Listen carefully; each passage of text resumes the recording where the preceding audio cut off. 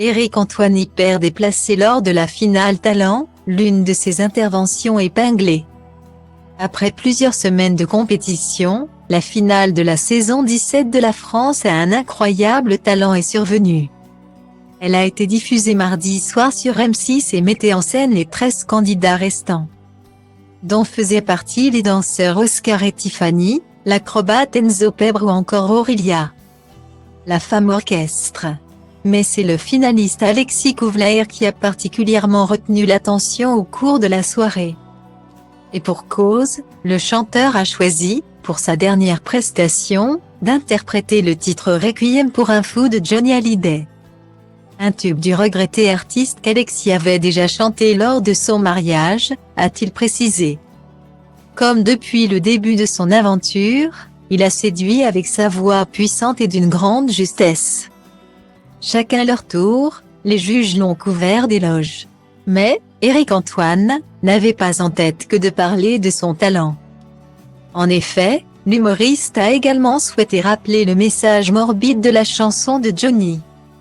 C'est fou parce que quand Johnny la chantait, c'est quand même l'histoire d'un féminicide cette chanson. C'est quand même l'histoire d'un type qui tue une femme par amour et ensuite qui se bute pour rester. C'est quand même ça la chanson, a-t-il souligné avant de rire nerveusement.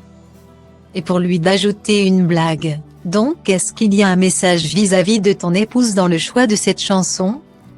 Stylo Diva place Holdé à 1 et à 1, 8 300 px, minimum et 250 px, at Media Screen End, minimum 8 990 px, div. À place Holdé à 1 et à 1, 8 620 px, minimum et 350 px, style. Pris de court par la question, Alexis Couvlaire a alors apporté une réponse étonnante. Pas du tout.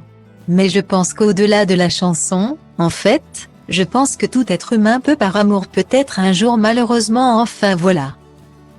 Mais pas forcément. A-t-il tenté d'expliquer, rendant la situation d'autant plus gênante. Au contraire très amusé par sa réplique, Éric Antoine a éclaté de rire avant de mettre fin au malaise. Ne partons pas dans cette direction. Guillemets. La séquence n'a en revanche pas beaucoup fait rire les internautes, lesquels ont estimé qu'Éric Antoine avait dérapé en mettant le sujet sur la table. Non mais l'intervention d'Éric Antoine relégua la ligne qu'avec le chanteur Alexis, la gênance. Éric Antoine doit passer la main, c'est sa pire saison dans l'émission. Beaucoup trop de dérapage. Mais c'est quoi cette question hyper déplacée d'Éric Antoine franchement? Et la réponse du mec n'en parlons pas. A-t-on regretté?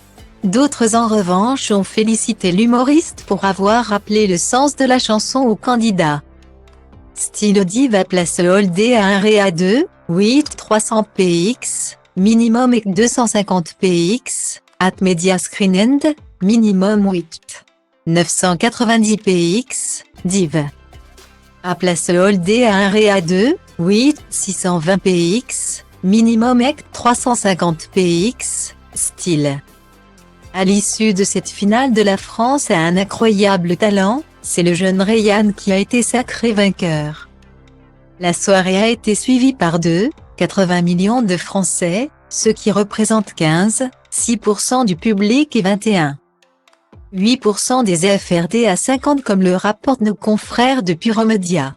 Un score qui a permis à M6 de se classer en deuxième position des audiences de la soirée. Derrière France 3 avec son téléfilm Rendez-vous avec le crime.